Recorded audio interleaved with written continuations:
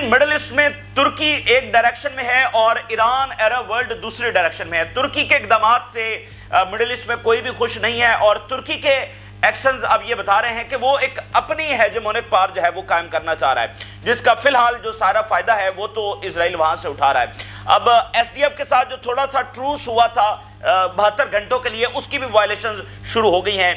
بتایا جا رہا ہے ایس ڈی ایف کی جانب سے یہ خبر آئی ہے کہ ایس ڈی ایف اور ٹرکش فورسز, جو ٹرکش بیکڈ فورسز ہیں, ان کے درمیان دوبارہ سے جھڑپیں جو ہیں, دوبارہ سے لڑائی جو ہے وہ شروع ہو گئی ہے حلب شہر کے پاس. دوسری طرف ناظرین جو اسرائیلی فوج ہے وہ دمشق اور بیروت کو ملانے والی جو ہائی وے ہے اس سے 12 کلومیٹر صرف دور رہ گئی ہے.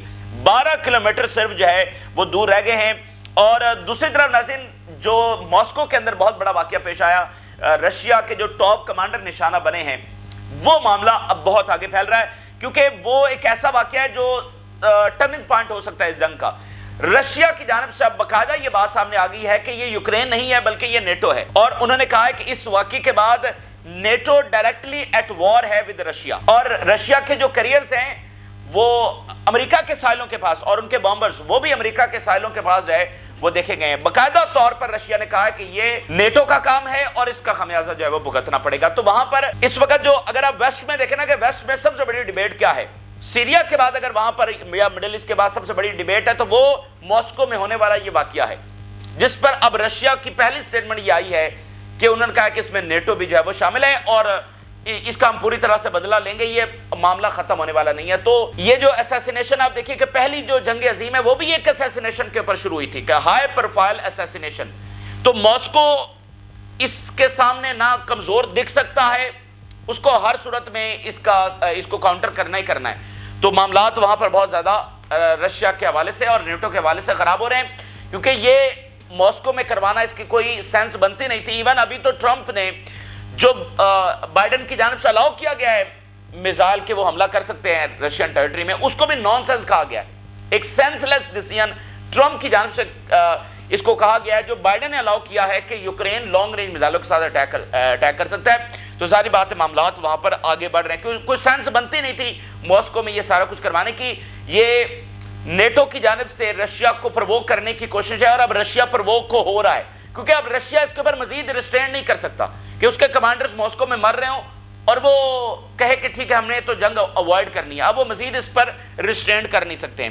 تو اس بارے میں بھی آپ بات کریں گے. آغاز ناظرین کرتے ہیں سعودی عرب کے حوالے سے. سعودی عرب شام کے معاملے کے اوپر دور دور سے دیکھ رہا ہے کہ کیا ہو رہا ہے, صورتحال کس طرف جا رہی ہے, کیونکہ سعودی عرب اس سے خوش نہیں ہے, پورا مڈل ایسٹ جو ہے وہ اس سے خوش نہیں ہے. اور آپ دیکھیں سعودی عرب کی جو سٹیٹمنٹس آئی ہیں اس میں صرف انہوں نے سب سے پہلے تو انہوں نے بشار الاسد کی سپورٹ کا اعلان کیا, پھر جب رجیم گر گئی تو انہوں نے کہا کہ اسٹیبلٹی, یونٹی. پھر اسرائیل نے جب قبضہ شروع کیا تو سعودی عرب نے اس کی کنڈمنیشن. تو یہ تو ایک فارمل آپ کہہ سکتے ہیں سٹیٹمنٹس ہے, لیکن ایک واضح پوزیشن سعودی عرب نے لی نہیں ہے اور باقی عرب ورلڈ نے بھی اس طرح سے لی نہیں ہے. سب کی سٹیٹمنٹس فی الحال یہی آ رہی ہیں کہ یونٹی, اسٹیبلٹی, لیکن وہ اس سے تھوڑا سا دور سے دیکھ رہے ہیں کہ معاملات کس طرف جا رہے ہیں, کیونکہ ترکی اس میں انوالو ہے نا, اور قطر بھی اس میں انوالو ہے, وہ جو سارا پائپ لائن والا ہم نے آپ کے سامنے رکھا ہے. تو سعودی عرب دور سے دیکھ رہا ہے کہ بھئی یہ کس طرح معاملہ جا رہا ہے, اور بالکل وہ خوش نہیں ہے. جو کچھ جیسے ٹرمپ نے کہا نا کہ یہ ایک ان فرینڈلی ٹیک اوور تھا, تو دیکھیں بشار الاسد کو واپس عرب لیگ میں لایا گیا, بہت ساری چیزیں ریوائیو ہو رہی تھی, تو اچانک سے یہ ہوا تو پھر ان کو تو اچھا نہیں لگا. آپ دیکھیے مڈل ایسٹ میں قطر کے علاوہ ایک ملک بھی نہیں ہے جس کی اردگان کے ساتھ بات ہوئی ہو. سعودی عرب کی اردگان سے کوئی بات نہیں ہوئی, باقی مالک کی اردگان, یو اے کی اردگان کے ساتھ کوئی بات نہیں ہوئی, صرف قطر اور اردگان کے آپس میں بات ہوئی ہے کیونکہ ان کا پائپ لائن والا معاملہ ہے. تو اس کا کیا مطلب ہے؟ اس کا مطلب یہ ہے کہ مڈل ایسٹ کے باقی مالک ایگری نہیں کر رہے ہیں جو کچھ ترکی نے کیا ہے, ایک انسٹیبلٹی کاز کی, اور ساری توجہ وہاں سے ہٹی ہے, فلسطینین کاز سے ہٹی ہے, اور ایک اندرونی کولڈ وار جو ہے اس کو ہوا دینے کی کوشش کی گئی ہے. تو اب ناظرین سعودی عرب کی انٹری اس میں تھوڑی سی ہوئی ہے, اور وہ اس انداز میں ہوئی ہے کہ ایم بی ایس نے عراق کے پرائم منسٹر کو بلایا ہے, عراق کے پرائم منسٹر کے ساتھ ملاقات کی ہے. اب عراق بہت امپورٹنٹ ہے. سعودی عرب کس کے ساتھ بارڈر شیئر کرتا ہے؟ وہ عراق کے ساتھ شیئر کرتا ہے اور جارڈن کے ساتھ شیئر کرتا ہے. سعودی عرب کے جو ڈیفنس منسٹر ہیں وہ 2 روز قبل جارڈن پہنچے تھے, اور اب عراق کے پرائم منسٹر کو بلایا گیا. تو دیکھیں شام سے عراق میں جنگ پھیلنے کا خدشہ ہے, تو عراق میں جنگ آئے گی تو سعودی بارڈرز تک جنگ آ گئی. تو عراق کی سیکیورٹی لنک ہے شام کے ساتھ اور سعودی عرب کی سیکیورٹی لنک ہے عراق کے ساتھ. تو یہ پوری چین ہے. معاملہ سعودی عرب تک پہنچتا ہوا جو ہے وہ ان کو اس بات کا خطرہ ہے کیونکہ ریڈ الرٹ ہے. عراق کی فورسز بھی پوری طرح سے تیار ہیں, ایران کی فورسز بھی پوری طرح سے تیار ہیں. اگر عراق میں جنگ پھیلتی ہے تو پھر ایران بھی اس کا حصہ ہوگا.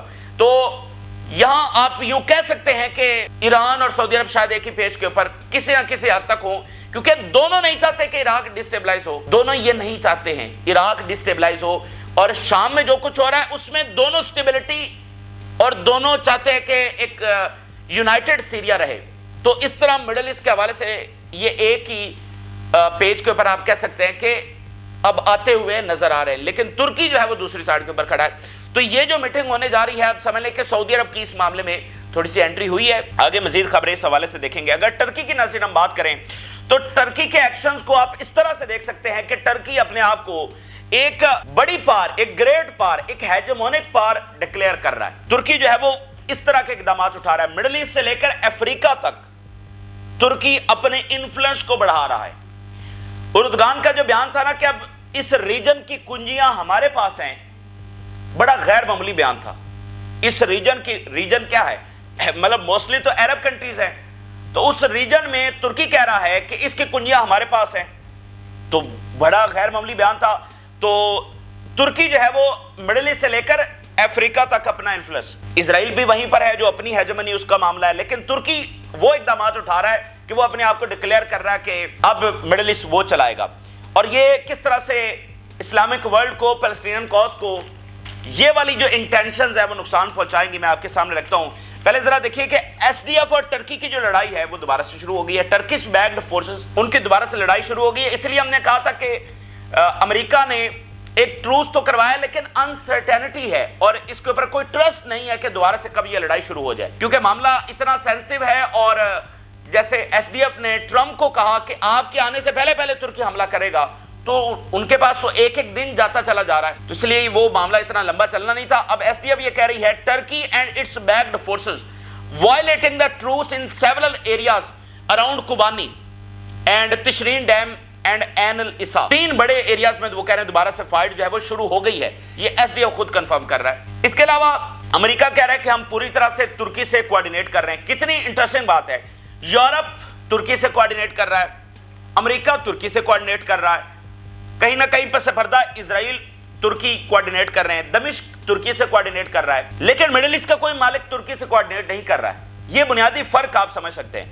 مڈل ایسٹ ترکی سے انگیج نہیں کر رہا ہے, باقی سارے ترکی کے ساتھ انگیج کر رہے ہیں. تو اس کا مطلب ان کی پوزیشن بالکل ڈیفرنٹ ہے.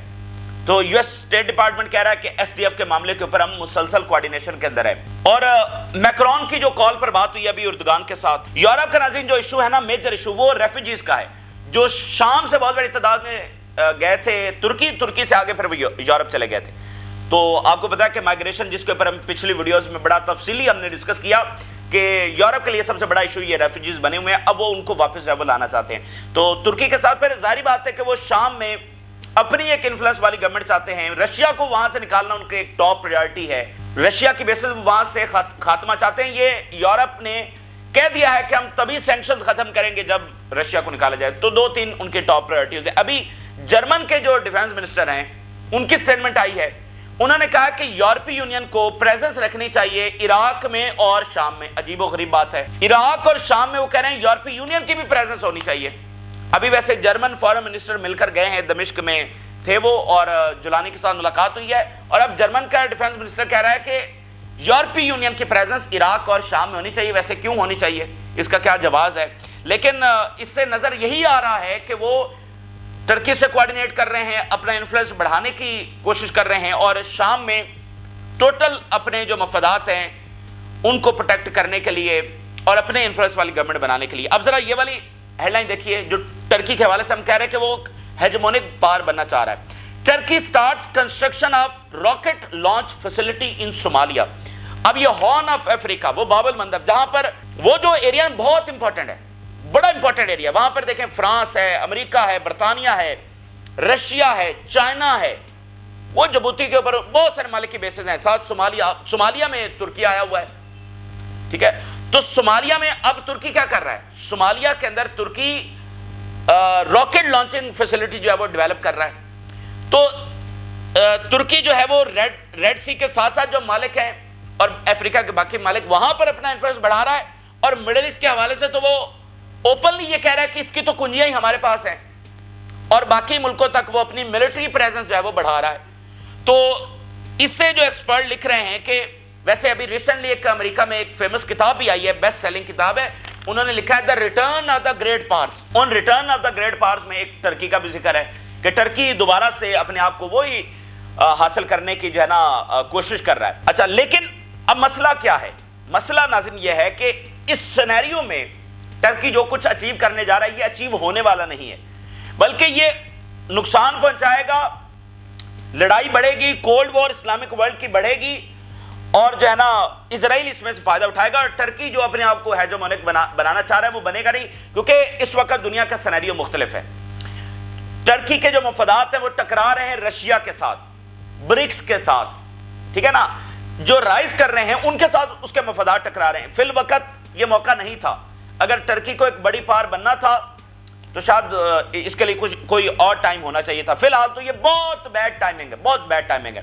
اچھا، پہلی بات دیکھیے، ٹرکی بڑی پار بننا چاہتا ہے اور اسلامک ورلڈ کا لیڈر بننا چاہتا ہے۔ اسلامک ورلڈ کا لیڈر بننے کے لیے ایران اور سعودی عرب میں پچھلے 45 سالوں سے جھگڑا جاری تھا، جو کہ اب بہت حد تک ختم ہوا۔ تو اب ترکی اپنے آپ کو اسلامک ورلڈ کا لیڈر بنانا چاہتا ہے، لیکن وہ بن نہیں سکتا۔ اس کی بنیادی وجہ یہ ہے کہ اسلامک ورلڈ کا لیڈر وہی ہوگا جو فلسطین کا مقدمہ لڑے گا، جو فلسطین کے لیے سب سے پہلی صف میں کھڑا ہوگا، اسلامک ورلڈ اسی کے ساتھ کھڑی ہوگی۔ وہ ترکی کہاں کھڑا ہے یہ ہم واضح طور پر دیکھ رہے ہیں۔ دوسری بات ناظرین یہ ہے کہ اسلامک کنٹری جو ہے نا وہ کیسے ہیجمنی قائم کریں گے، مطلب ترکی آ کر سعودی عرب کے اوپر ہیجمنی قائم کرے گا، ایران کے اوپر ہیجمنی قائم کرے گا، جہاں پر اسرائیل کا اتنا بڑا فیکٹر موجود ہے۔ دیکھیں، اسلامک ورلڈ کو کیا چاہیے؟ اسلامک ورلڈ کو ایک کولیکٹیو سیکیورٹی اور کولیکٹیو سوورینٹی کی ضرورت ہے۔ ہم یہ اکثر لفظ سنتے ہیں نا کہ سوورینٹی، ہر ایک ریاست کی سوورینٹی ہوتی ہے، یعنی اس کی آزادی، خود مختاری، لیکن اگر ہم دیکھیں تو اسلامک کنٹریز کی کوئی سوورینٹی ہے نہیں۔ ایکچولی سوورینٹی جو ہے نا وہ صرف اور صرف گریٹ پاورز کی ہوتی ہے، سپر پاورز کی ہوتی ہے۔ یہ امریکہ کی ہے، یہ چائنا کی ہے، یہ رشیا کی ہے، برطانیہ، یہ ان کی سوورینٹی ہے۔ کمزور ملکوں کی کوئی سوورینٹی ہوتی نہیں ہے۔ تو اس لیے اسلامک ورلڈ کو ضرورت ہے ایک کولیکٹیو سوورینٹی کی، کہ سارے مل کر ایک دوسرے کی حفاظت کریں، کولیکٹیو سیکیورٹی کی ضرورت ہے۔ اور اسی چیز کے اوپر بہت حد تک کنسنسس ہوا تھا۔ ایران اور سعودی عربیہ کیوں آپس میں قریب آئے؟ اس کے پیچھے بنیادی ریزن کیا تھی؟ بنیادی ریزن یہی تھی کہ دونوں اپنی جو ہیجمونک انٹینشنز ہیں ان کو چھوڑ دیں گے۔ کوئی اس لیے اب کوشش نہیں کرے گا، کوئی پراکسیز کو اب اس لیے فنڈ نہیں کرے گا کہ میرا غلبہ ہو اور دوسرا کہ میرا غلبہ ہو۔ اس چیز کو جب دونوں نے سائیڈ کے اوپر رکھا تو اس کے بعد دونوں میں قربت بڑھی۔ لیکن جب درمیان میں سے کوئی اٹھ کھڑا ہو کہ نہیں اب تو میں نے ہیجمنی قائم کرنی ہے، کیا ایران اور سعودی عربیہ میں کوئی ہیجمنی قائم کر سکا؟ اس طرح سے تو نہیں کر سکا۔ ایک بھیانک ترین کولڈ وار اسلامک ورلڈ نے دیکھی۔ تو اب ایک ایسے سینیریو میں جہاں پر ایران ایک بڑی پار ہے، جہاں پر سعودی عربیہ، یو اے ای اتنی بڑی پارز ہیں، تو پھر ان کے پیچھے اب دیکھیں نا ایران کے ساتھ اسٹریٹجک پارٹنرشپ کس کی ہے؟ رشیا کی۔ چائنا کس طرح ایران کے ساتھ کھڑا ہے۔ اب ایسے ٹائم میں آپ کہیں کہ ہماری ہیجمنی قائم ہوگی، وہ ہو نہیں سکتی۔ ایسے ٹائم میں کہیں کہ ریجن کی کنجیاں ہمارے پاس ہے اور ریجن ہم چلائیں گے، آپ چلا نہیں سکتے ہیں۔ آج یہ وہ ٹائم نہیں ہے، اور اس بات کو ایران اور سعودی عربیہ نے سمجھا کہ ہم لڑتے رہیں گے اور یہ ہیجمنی اس طرح قائم ہونے والی ہے نہیں، تو اس لیے انہوں نے اس کو سائیڈ کے اوپر رکھا۔ رشیا، چائنا اس میں گارنٹر بنے اور دونوں کی دوستی ہوئی، اور پہلی بار ہم نے دیکھا کہ دونوں کی جنگی مشقیں بھی ہوئیں۔ اب اس درمیان ترکی کا آ کر کہنا یہ بہت ہی بیڈ اسٹریٹجی ہے، بیڈ ٹائمنگ ہے، اور اس سے کوئی اچیو ہونے والا نہیں ہے۔ ڈیفینیٹلی ٹرکی ایک طاقتور ملک ہے، ایک طاقتور آرمی ہے ان کے پاس، لیکن وہ ان سینیریوز کے بغیر اپنی پالیسی ایکسپرٹس کے مطابق بنا رہا ہے۔ اور آپ دیکھیے جو کچھ سیریا میں اس نے کیا ہے، ابھی وہ کہہ رہا ہے جی ہم تو ایس ٹی ایس کے پیچھے ہیں ہی نہیں۔ ابھی کل ترکی کی سٹیٹمنٹ آئی ہے کہ ہم تو ایس ٹی ایس کے پیچھے ہیں ہی نہیں، اور اس وقت کہہ رہے تھے دمشق ہم لینے جا رہے ہیں۔ تو اس کا فائدہ فی الحال اسرائیل اٹھا رہا ہے، اور ادھر یونٹی متاثر ہو رہی ہے۔ دیکھیں، اگر ترکی کہے گا کہ میں نے ہیجمنی لینی ہے تو ایران کو بھی تو اس کے مخالف پھر پالیسیز لینا پڑیں گی نا، سعودی عربیہ کو بھی لینا پڑیں گی۔ تو وہ کولڈ وار جو ہے وہ اس کو ہوا ملے گی، اس کے علاوہ کچھ اور ہونا نہیں ہے. تو اس لیے بیڈ ٹائمنگ، بیڈ پالیسیز اور بیڈ ریزلٹ جو ہے وہ اس کا نکلے گا. اور ہیجمنی تو اس کا سوال ہی پیدا نہیں ہوتا کہ ترکی کی اگر اس کو کچھ کرنا ہے تو اسرائیل کے خلاف کرنا چاہیے جو سب کا ایک کامن اینیمی ہے. اور اردگان کہہ بھی چکے ہیں، اردگان نے خود کہا کہ اسرائیل کو اگر آج نہیں روکا گیا تو وہ ترکی تک بھی آئے گا. یہ اردگان کی اپنی سٹیٹمنٹ ہے کچھ مہینے پہلے کی. تو اسی کے اوپر ان کو عمل کرنا چاہیے. اسلامک ورلڈ کو فتح کرنے کی ضرورت نہیں ہے. اب ناظرین اسرائیل کیا کر رہا ہے؟ اسرائیل فی الحال موقع کا بھرپور فائدہ اٹھا رہا ہے. اور ایک ٹاؤن میں ریزسٹنس سامنے آئی تھی اور اس نے مار بھگایا. ہم نے دیکھا کہ جہاں ریزسٹنس ہوگی اسرائیل آگے نہیں بڑھ سکتا. لیکن بہت سارے ایریاز ہیں جہاں پر ریزسٹنس نہیں ہے. دمشق کی اتھارٹیز نے ابھی تک کوئی پریکٹیکل اقدام نہیں اٹھایا تو اسرائیل وہاں پر ایکسپینڈ کر رہا ہے. اب جو خبر آ رہی ہے کہ اسرائیل 12 کلومیٹر دور رہ گیا ہے جو دمشق اور بیروت کو ملانے والی مین ہائی وے ہے. بہت اسٹریٹجیکلی بہت امپورٹنٹ. اور آپ دیکھیے بہت زیادہ فاصلہ یہ طے کر گئے ہیں. کہاں یہ اپنے اس آکوپائڈ بارڈر سے شروع ہوئے ہیں اور لیبنان بارڈر کے ساتھ چلتے چلتے چلتے یہ دمشق کے ساتھ اس ہائی وے پر پہنچ گئے ہیں. صرف 12 کلومیٹر دور ہے. 12 کلومیٹر 15-20 منٹ کا آپ کہیں کتنا سفر ہوتا ہے؟ 12 کلومیٹر تو بالکل سمجھ لیں کہ وہ اس کے دہانے کے اوپر پہنچ گئے. The Israeli occupation army is now only 12 kilometers from the international road that connects Damascus to the Lebanese capital Beirut. تو یہ لیبنان کی سیکیورٹی کو بھی یہاں پر نقصان پہنچانے کی کوشش ہو رہی ہے. نیتن یاہو نے ماؤنٹ ہرمون کا دورہ کیا ہے. اب آج کل وہ ویسے روزانہ ہی دورہ کر رہا ہے. تو آج اس نے وہاں پر جا کر کہا کہ ہم کم سے کم 2025 کے آخر تک وہاں پر رہیں گے کم سے کم. Netanyahu instructed the army to remain in the Mount Hermon and the buffer zone until at least end of 2025. تو اسرائیل ان کی انٹینشنز تو واضح ہیں. اگر ان سے کوئی قبضہ چھڑوائے گا نہیں تو وہ تو اس کو اپنے اس میں شامل کر چکے ہیں. وہ ہمیشہ پہلے یہی کہتے ہیں کہ ہم ٹیمپریری آئے ہیں, ہم تو صرف بفر زون بنانے کے لیے آئے ہیں فلاں فلاں. لیکن آپ جانتے ہیں کہ اگر یہ بفر زون ہے تو ان کے سیٹلرز یہاں آ کر وہ مذہبی رسومات کیوں ادا کر رہے ہیں کہ یہ گریٹر اسرائیل کا حصہ بن گیا ہے. ایک بڑا عجیب و غریب واقعہ ہوا ہے ناظرین. اسرائیلی سیٹلر جو ہیں وہ لیبنان میں داخل ہوئے ہیں, اسرائیلی فوج نہیں, اسرائیلی سیٹلرز. اور وہاں پر جا کر انہوں نے ٹینٹ لگائے ہیں اور یہ اس بات کی علامت تھی کہ یہاں پر سیٹلمنٹس بننی چاہیے. یہ بھی گریٹر اسرائیل کا حصہ ہے Lebanon. Israeli citizens cross the border to Lebanon and set up tents. Investigation is under way into the serious incident. خطرناک ترین اسرائیلی میڈیا اس کو انسیڈنٹ کہہ رہا ہے. پھر ان کو مطلب پروٹیکٹ کر کے ایک ریسکیو آپریشن کے ذریعے وہاں سے فوری جو ہے وہ نکالا گیا جب بھی ان کی فوج کو پتا چلا. تو یہ ایکسٹریمسٹ سیٹلرز ادھر کہاں جا رہے ہیں؟ ان کو تو باقاعدہ شام میں لے جایا جا رہا ہے اور ادھر لیبنان میں وہ خود جا رہے ہیں اور ٹینٹ لگا رہے ہیں اور کہہ رہے ہیں کہ بھئی یہاں پر سیٹلمنٹس, اور یہ بھی گریٹر اسرائیل کا حصہ ہے. تو اب اس میں ترکی کہہ رہا ہے کہ وہ اسلامک ورلڈ کے اوپر ہیجمنی قائم کرے گا. تو فی الحال اس کو اسرائیل کے خلاف لڑنے کی ضرورت ہے, ادھر نہیں. اچھا, اس کے ساتھ ناظرین جو اسرائیلی پارلیمنٹ ہے وہ ایک بل لے کر آ رہی ہے جس میں وہ کہہ رہے ہیں کہ کوئی فلسطینی ریاست ہم نہیں بننے دیں گے. باقاعدہ پارلیمنٹ میں یہ اب بات آ رہی ہے اور اس بل کے اندر یہ شامل ہے کہ ویسٹ بینک کو شامل کر لیا جائے اسرائیل کے اندر, باقاعدہ طور پر انیکس کر لیا جائے تاکہ فلسطینی ریاست کا کوئی جواز ہی باقی نہ بچے. Knesset caucus to propose bill preventing Palestinian state. Palestinian state کی صورت میں نہیں بننی چاہیے. اور کیسے اس کو پریونٹ کیا جائے گا؟ ویسٹ بینک کی جو ساری زمین ہے اس کو ہتھیا لیا جائے, یہاں سے فلسطینیوں کو نکال دیا جائے, اس کو انیکس کر لیا جائے اسرائیل کی ٹیریٹری کے ساتھ. تو یہ اب چیزیں آپ کے سامنے ڈو اینڈ ڈائی والا معاملہ ہے اور بڑا مطلب فیصلہ کن معاملہ ہے. مذاکرات کے ذریعے کچھ ہونے والا نہیں ہے. ایک جنگ کے ذریعے اگر کوئی فلسطینی ریاست لے سکتا ہے, وگرنہ اس کے بغیر وہ کہہ رہے ہیں کہ بھئی فلسطینی ریاست نہیں ہے, کوئی ٹو سٹیٹ والا معاملہ یہاں پر نہیں ہے. رشیا میں ناظرین کیا ہو رہا ہے؟ ماسکو کے اندر ناظرین جو اٹیک ہوا اور ان کے ٹاپ کمانڈر نشانہ بنے, جو سیریا کے حوالے سے بھی بہت بڑے ثبوت اکٹھے کر چکے تھے کہ نیٹو نے کیا گیم کھیلی, کیمیکل ویپنز یہ وہ سارا وہ سیریا کے حوالے سے بھی اکٹھا کر چکے تھے, ان کو ماسکو میں نشانہ بنایا گیا. جب یہ خبر آئی تو ہم نے آپ کو بتایا کہ یہ بہت غیر معمولی خبر ہے اور یہ ایسکلیشن ہے, بڑی ڈینجرس ایسکلیشن ہے, یہ ایکٹ آف وار ہے اور یہ نیٹو ہے, یہ یوکرین کر ہی نہیں سکتا ہے. تو آج رشیا نے خود کہہ دیا آفیشلی کہ یہ نیٹو ہے اور انہوں نے کہا کہ اس کا بدلہ ہم پوری طرح سے لیں گے اور ان کے جو بیڑے ہیں, ان کے بمبرز ہیں, وہ امریکہ کے سائلوں کے اوپر دیکھے گئے. اب یہ بالکل ایک ایسی پالیسی ہے کہ انہوں نے جنگ چھیڑنے کی کوشش کی ہے. اگر رشیا بھی یہی بیہیویئر رکھ لے جو ویسٹ کا ہے تو پھر کب کی یہ جنگ آلریڈی چھڑ چکی ہوتی ہے. رشیا نے الفاظ استعمال کیے ہیں اینجلو سیکسن کنٹریز کون سے ہیں؟ انہوں نے کہا جی اینجلو سیکسن فورسز ہیں اس کے اندر. اور اینجلو سیکسن کون سے کنٹریز ہیں؟ امریکہ بھی اس میں شامل ہے, برطانیہ, یعنی جو انگلش سپیکنگ کنٹریز ہیں وہ اس میں آتے ہیں.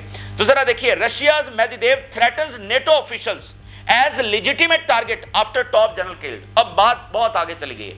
نیٹو کے آفیشلز کو کہہ دیا گیا ہے کہ اب وہ ہمارا لیجیٹیمیٹ ٹارگٹ ہے. آپ ذرا پوری 2 سالوں کی جنگ دکھائیے, اس میں یہ نہیں کہا گیا کہ نیٹو کے آفیشلز کو ہم نشانہ بنائیں گے. کل جو رشیا کی سٹیٹمنٹ تھی انہوں نے کہا تھا کہ یوکرینین آفیشلز کو ہم نشانہ بنائیں گے, لیکن آج انہوں نے کہا کہ یہ نیٹو تھا, ہمارے پاس ثبوت ہیں, اور اب نیٹو آفیشلز ہمارے نشانے کے اوپر ہوں گے. تو یہ ایک ورلڈ وار ہے, مطلب جس طرح کی پرووکیشن رشیا کے خلاف انہوں نے کی ہے. اور ایک بات ذہن میں رکھیے, رشیا اس کے اوپر خاموش نہیں بیٹھ سکتا, رشیا اس کو ریسٹرین نہیں کر سکتا, رشیا اس کو پریونٹ نہیں کر سکتا کہ وہ اس کے برابر کا جواب نہ دے. اور رشیا کی اپنی سوورینٹی, اپنی ان کی سیکیورٹی, بھائی بڑی پار پھر بڑی کیا ہوتی ہیں کہ اگر ان کے کیپٹلز کے اندر ان کے ٹاپ کمانڈرز ہی محفوظ نہیں ہیں تو یہاں تو پھر کل کسی اور کمانڈر کو وہ نشانہ بنائیں گے. تو رشیا کیا پریونٹ ہی کرتا رہے گا وار کو؟ وہ کر نہیں سکتا ہے. Russia will use weapons that it sees appropriate in response to any security threat. US became direct participant of Ukrainian conflict after strike on Russian territory. یہ رشین میڈیا بتا رہا ہے کہ اب وہ ڈائریکٹلی امریکہ جو ہے وہ پارٹ آف دا وار ہے. امریکی جنرل کیا کہہ رہے ہیں, فارمر ان کے general Douglas میکریگر. Rumors emerging that NATO and the CIA were heavily involved in the assassination of top Russian commander. اب یہ امریکہ سے خبر آ رہی ہے کہ we detected and tracked 4 Russian military aircraft in Alaska region. Alaska ان کی state ہے امریکہ کی. 2 Russian strategic bombers fly near the west coast of Alaska. تو یہ وہ قریب پہنچ گئے ہیں. تو رشیا کے جو بیڑے ہیں اور رشیا کے strategic bombers وہ ان کے ساحلوں کے پاس اڑتے ہوئے دیکھے گئے ہیں اس واقعے کے بعد. تو یہ اس وقت کی تازہ ترین تفصیلات ہیں اور معاملات اس وقت فی الحال تو ایکسپینڈ ہو رہے ہیں. اسلامی دنیا میں یہ معاملہ تھوڑا سا ڈینجرس ہے, جو آپسی اختلافات آگے بڑھ رہے ہیں, اور یہ ہمیشہ ایسا ہی ہوتا ہے جب ایک بھی اگر طاقت اٹھ کھڑی ہے اور وہ کہے کہ میں نے سب کو فتح کرنا ہے تو پھر باقیوں کو بھی آگے سے اقدامات اٹھانا پڑتے ہیں. تو یہ تازہ ترین تفصیلات ہے جو آپ کے ساتھ شیئر کی. آپ نے رائے ضرور آگاہ کریں. جن لوگوں نے چینل کو سبسکرائب نہیں کیا ان سے ریکویسٹ کریں گے کہ چینل کو ضرور سبسکرائب کر لیں تاکہ ہر آنے والی ویڈیو آپ تک پہنچ سکے. اجازت دیجیے, اللہ حافظ.